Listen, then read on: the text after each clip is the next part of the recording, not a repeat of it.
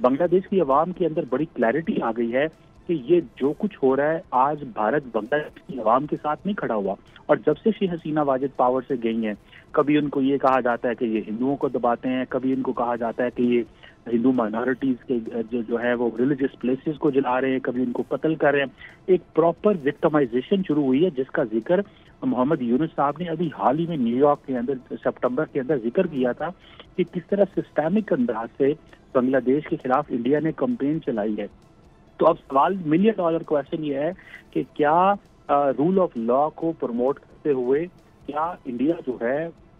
واحد کو واپس بھیجے، کیونکہ وہ بنگلہ دیش کی قانون کیونکہ ریکوائرڈ ہیں اور انڈیا کے پاس کوئی لاجک نہیں ہے کہ انڈیا یہ کہہ سکے. اور ریسنٹلی محمد یونس صاحب نے یہ کہا تھا نریندر مودی سے ملاقات کے اندر کہ حسینہ واجد آپ کے ملک میں بیٹھ کے ہمارے ملک کے بارے میں بنگلہ دیش کے بارے میں جو اسٹیٹمنٹ جاری کرتی ہے آپ روکیں. تو انہوں نے کہا جی ہمارے ملک میں تو جمہوریت ہے اور ہم کیسے روک سکتے ہیں حسینہ واجد کو. تو بیسیکلی انڈیا جو ہے بنگلہ دیش کے اندر یہ تاثر پیدا کیا جا رہا ہے، یہ پیسہ پیدا ہوا ہے کہ انڈیا بیسیکلی ڈیسٹیبلائزیشن کروانا چاہتا ہے، ڈیسٹیبلائز کرنا چاہتا ہے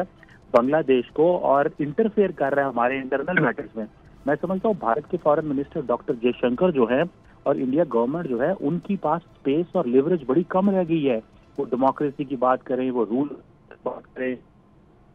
کریں، وہ یہ کہیں کہ جناب قوانین کا احترام ہونا چاہیے. میں سمجھتا ہوں آج پتہ چلے گا کہ بھارت کی جو ڈیموکریسی ہے کیا وہ واقع ہی upholding the constitution and upholding the norms and values ہے،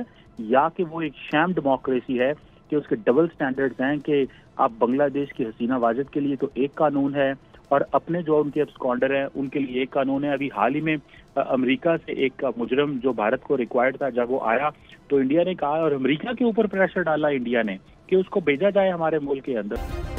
سبسکرائب کریں اور بیل دبائیں تاکہ کوئی خبر رہ نہ جائے.